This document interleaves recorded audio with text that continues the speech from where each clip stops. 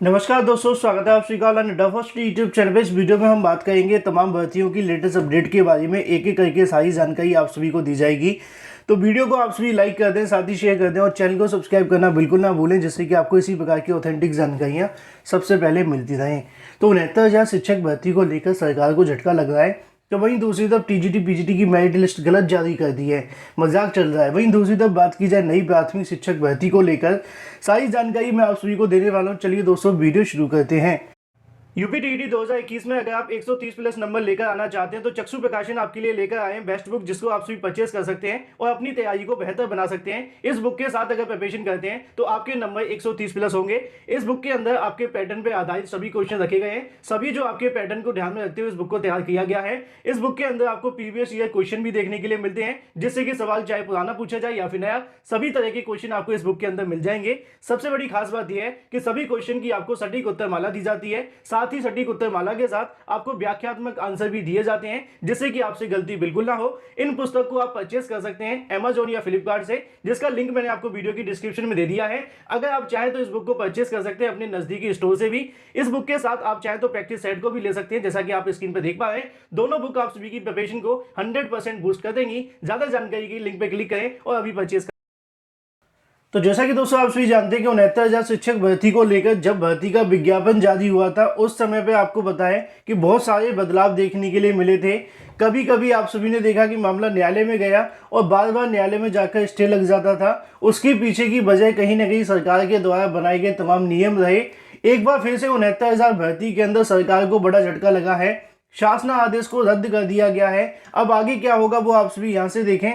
High court की तरफ से 69,000 शिक्षक भर्ती के अंदर ऐसे अभ्यर्थियों को राहत दे दी गई है जो कि कहीं ना कहीं एनओसी को लेकर पिछले काफी लंबे समय से यहाँ पे छात्र आंदोलन करते हुए दिखाई दे रहे थे, या फिर इसके अलावा हाईकोर्ट के अंदर लड़ते हुए दिखाई दे रहे थे। आसान भाषा में मैं आप सभी को समझा दूं कि 69,000 शिक्षक भर्ती के अंदर बहुत सारे ऐसे अभ्यर्थी थे जो पहले से शिक्षक थे या फिर दूसरी किसी भर्ती के अंदर चयनित थे। उन सभी से यहाँ पे एनओसी मांगी गई थी, मतलब कि अनापत्ति प्रमाण पत्र, जिसको इंग्लिश में कहते हैं नो ऑब्जेक्शन सर्टिफिकेट। अब यहाँ से जब उन सभी से मांगा गया, उन पे यहाँ पे कहने की टर्म एंड कंडीशन रख दी गई कि आपके पास में 22/12/2018 की एनओसी होनी चाहिए। सरकार की तरफ से ये कहा गया, लेकिन 22/12/2018 के बाद मामला न्यायालय में चला गया था। 2 साल तक भर्ती प्रक्रिया आगे नहीं बढ़ी। इसकी वजह से किसी के पास एनओसी थी नहीं, तो सबकी यहाँ पे जो नियुक्तियां वो रोक दी गई। हाईकोर्ट की तरफ से यहाँ पे आदेशित किया गया, साथ में सरकार के द्वारा जारी उस शासन आदेश को रद्द कर दिया गया, जिसके अंदर एनओसी की जो बात है वो 22/12/2018 की गई थी। तो सरकार को पूरे तरीके से झटका लगता हुआ दिखाई दिया है। अब ऐसे में इन सभी छात्रों को यहाँ पे जो नियुक्तियां हैं वो देनी पड़ेंगी, मतलब कि एनओसी वाले छात्रों की जीत हुई है, सरकार को झटका लगा है। अब कहां से नियुक्ति देंगे ये भी देखना दिलचस्प होगा। आंशिकी के मुद्दे को लेकर पहले से एक नंबर बढ़ा है, लेकिन अभी तक उसको लेकर कोई फैसला नहीं हुआ। तो दूसरा आदेश भी आपको देखने के लिए मिल रहा है। भर्ती पूरी हो गई लेकिन विवाद खत्म नहीं हुए हैं। आगे बहुत सारी चीजें आपको देखने के लिए मिल सकती हैं। लेकिन वहीं दूसरी तरफ बात की जाए अपनी अगली अपडेट के बारे में, जो कि संबंधित है टीजीटी पीजीटी 2021 को लेकर। जैसा कि आप जानते हैं कि टीजीटी पीजीटी जब से भर्ती शुरू हुई तब से यहाँ पे गलतियां शुरू हो गई। कई बार आप सभी ने देखा हो, किसी काम की हम शुरुआत करते हैं, अगर वो पहले गलत हो जाए तो हमारे बुजुर्ग कहा करते थे कि भाई शुरुआत में गलतियां होगी, अब तो गलतियां होती रहेंगी। सेम टीजीटी पीजीटी के अंदर हमें देखने के लिए मिला। इस बात को लेकर आपका क्या राय है, कमेंट करके अवश्य बताएं। लेकिन टीजीटी 2021 का जब विज्ञापन जारी हुआ, पहली विज्ञापन गलत जारी कर दिया, फिर रद्द कर दिया, दोबारा से जारी किया, और चयन बोर्ड बार बार हर स्टेप पर जाकर गलती करता हुआ दिखाई दे रहा है। पहले कट ऑफ गलत जारी कर दी, छात्रों ने जाके मुलाकात की तो पता चला कि वाकई कट ऑफ गलत है। उसके बाद अभी भी छात्र धरना प्रदर्शन कर रहे हैं। अब मजे की बात तो तब आई जब टीजीटी 2021 और पीजीटी 2021 के यहाँ पे जो पैनल का आवंटन किया गया वो भी गलत जारी कर दिया, मतलब हद ही हो गई। लेकिन सबसे अच्छी बात यह है कि यहाँ पे वो कितनी भी गलती कर दें, उनकी चूक सुधारने का मौका होता है। छात्र अगर वो गलती कर दे तो उसको गोली भी मारी जा सकती है, ऐसा होता है कभी कभी, है ना। यहाँ पे आप सभी देखें, विद्यालय आवंटन को लेकर हुई चूक सुधार ली, है ना, रातों रात। उत्तर प्रदेश माध्यमिक शिक्षा सेवा चयन बोर्ड ने टीजीटी पीजीटी भर्ती को लेकर 2021 भर्ती में चयनित को जल्दबाजी में विद्यालय आवंटन तो कर दिया, लेकिन कुछ आवंटित विद्यालयों के जिले का उल्लेख नहीं किया था। इससे अभ्यर्थी काफी ज्यादा परेशान हो गए। वह विद्यालय कहाँ ढूंढें, कहाँ पर जाकर मुलाकात करें। चयन बोर्ड ने बैठक करके इस गलती को तुरंत सुधारने का निर्णय लिया। चयन बोर्ड ने नियंत्रक उप सचिव की तरफ से बताया गया कि मामले को संज्ञान में आने के बाद जनपद का नाम अंकित करते हुए संस्था आवंटन की सूची वेबसाइट पर प्रदर्शित कर दी गई है। जो भी संबंधित अभ्यर्थी हैं एक बार फिर से जाकर चेक कर सकते हैं। इसके अलावा एक बार फिर से नोटिफिकेशन जारी हुआ है जो कि संबंधित है टीजीटी पीजीटी 2021 की भर्ती को लेकर। चयन बोर्ड की ओर से जारी नोटिफिकेशन के अंदर जानकारी दी जाती है कि पीजीटी भर्ती के सभी चयनितों का विद्यालय आवंटन कर दिया गया है। उत्तर प्रदेश अगर बात करें माध्यमिक शिक्षा सेवा चयन बोर्ड के माध्यम से पीजीटी 2021 की भर्ती को लेकर 31 अक्टूबर तक पूरा किए जाने को आदेश के क्रम में सभी परिणाम तय समय से घोषित कर दिए गए हैं। रह गए 3 विषयों के इतिहास अर्थशास्त्र और भी तमाम चीज़ों को लेकर यहाँ से कर दिया गया है। लेकिन इसके अलावा जो आपका पैनल है वो भी ऑफिशियल वेबसाइट पे अपलोड कर दिया गया है। जो भी संबंधित अभ्यर्थी हैं टीजीटी पीजीटी की संबंधित ऑफिशियल वेबसाइट पे जाकर चेक कर सकते हैं। तो देर रात को यहाँ पे एक और नोटिफिकेशन देखने के लिए मिला था जो कि आपको बता दिया, जिसमें चयन बोर्ड की ओर से जानकारी दी गई कि पीजीटी के सभी विषयों का पैनल का आवंटन हो चुका है। फिलहाल जिन अभ्यर्थियों का हो गया उन सभी को ढेर सारी शुभकामनाएं, जिनका नहीं हुआ है उनको आगे बढ़ना चाहिए, मतलब तैयारी करनी शुरू कर देनी चाहिए क्योंकि समय अच्छा है और भर्तियां आप सभी को पता है आने ही वाली हैं। लेकिन वही दूसरी तरफ बात की जाए अपनी अगली अपडेट के बारे में जो कि संबंधित है 1.5 लाख शिक्षकों के पदों पर शिक्षा मित्रों को सरकार देने वाली है या फिर उनकी जो संख्या है उनकी काउंटिंग करने वाली है। दोनों शब्दों के अंदर अंतर है, मैं आप सभी को बताऊंगा। छात्र शिक्षक अनुपात के अंदर शिक्षा मित्रों को शामिल कर लिया गया है। अब इससे क्या इफेक्ट पड़ेगा, तो यहाँ पे आप सभी देख सकते हैं कि छात्र और शिक्षकों के अनुपात में शिक्षा मित्रों को शामिल कर लिया गया है। 1.5 लाख से अधिक प्राथमिक विद्यालयों के अंदर संविदा पर पढ़ा रहे शिक्षा मित्र भले ही शिक्षक के रूप में समायोजित नहीं हो सके, लेकिन जो उनकी गणना होगी अब शिक्षक के रूप में करने की तैयारियां हैं। जैसा कि नीचे आप सभी देख पाए हैं, इसको लेकर उन्होंने आगे लाभ मिलने के आसार भी हैं। साथ ही उनके पदों पर आसानी से नियुक्ति भी होती रहेगी। बेसिक शिक्षा विभाग में समस्याओं का निस्तारण की प्रक्रिया सोमवार से शुरू हो गई है। पहले दिन शिक्षा मित्र रसोईया अनुदेशक संगठनों के माध्यम से बुलाकर इन तमाम मांगों को सुना गया और शिक्षा मित्रों की गणना छात्र शिक्षक अनुपात में हो सकती है। ज्ञात हो कि शिक्षा का अधिकार अधिनियम 2009 में प्राथमिक विद्यालयों के अंदर 30 छात्रों पर एक शिक्षक होना अनिवार्य है। इसी को लेकर नीचे तमाम जानकारियां लिखी हुई हैं। अब इससे बेनिफिट क्या होगा ये मैं आप सभी को बता दूं आसान भाषा के अंदर।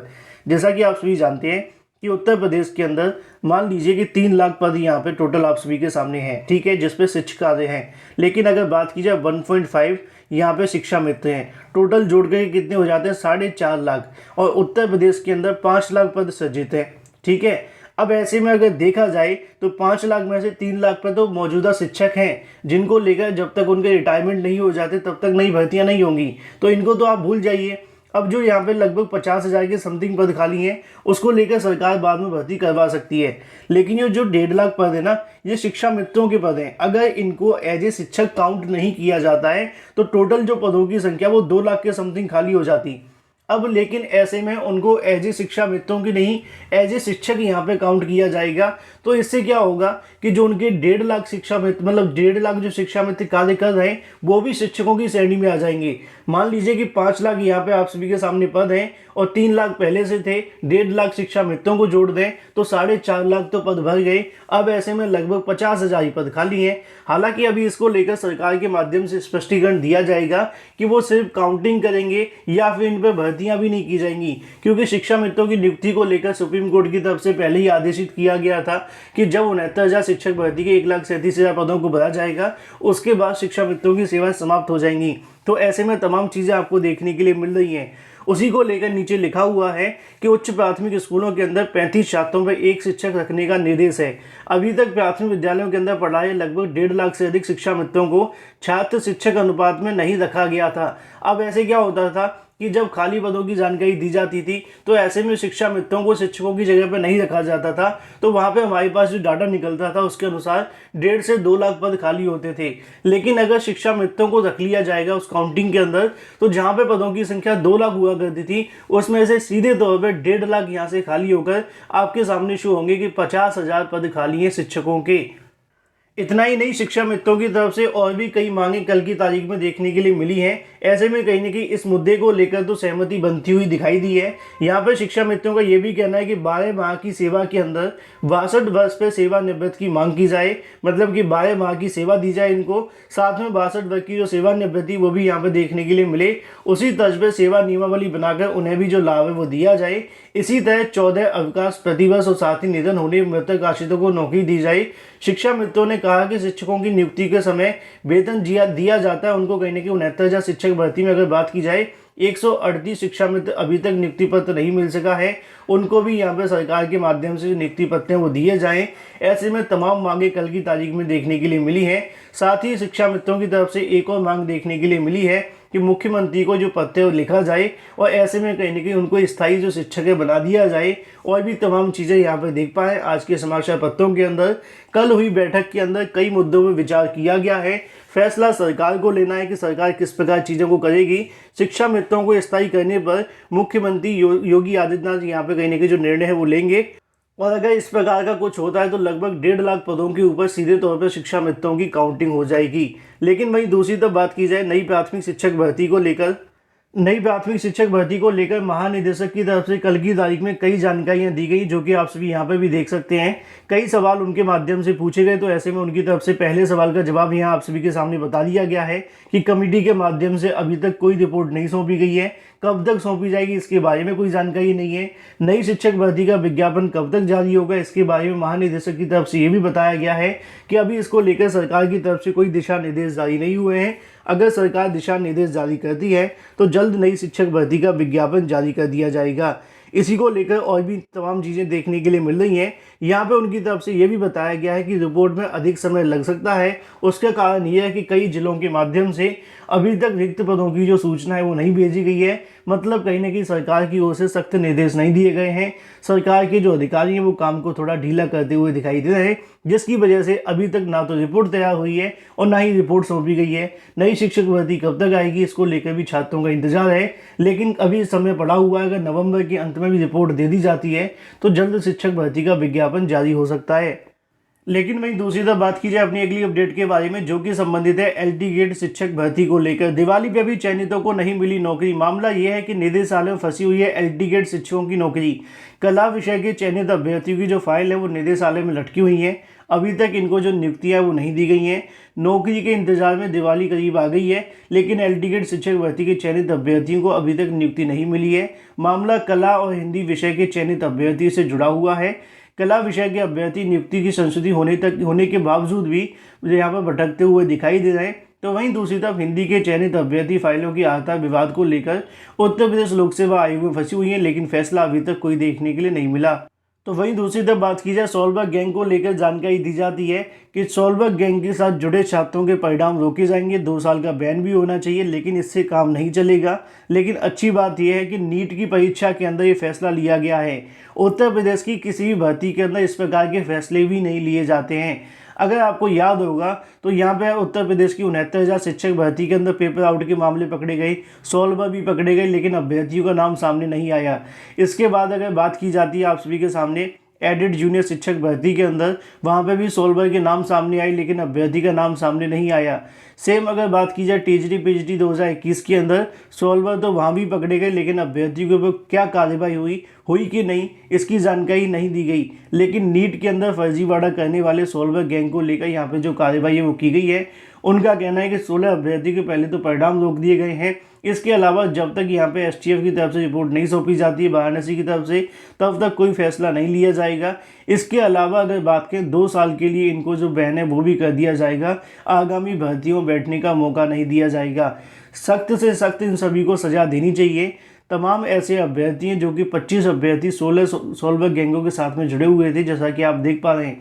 लेकिन उत्तर प्रदेश की किसी भर्ती के अंदर छोटी सी कार्रवाई भी देखने के लिए नहीं मिलती है। इसी वजह से सोलबर्ग गैंगों के हौसले बढ़ते हुए दिखाई दे रहे हैं। अगर आपको वीडियो पसंद आते हैं तो वीडियो को लाइक कर दिया करें, साथ में शेयर कर दिया करें और चैनल को सब्सक्राइब करना बिल्कुल ना भूलें।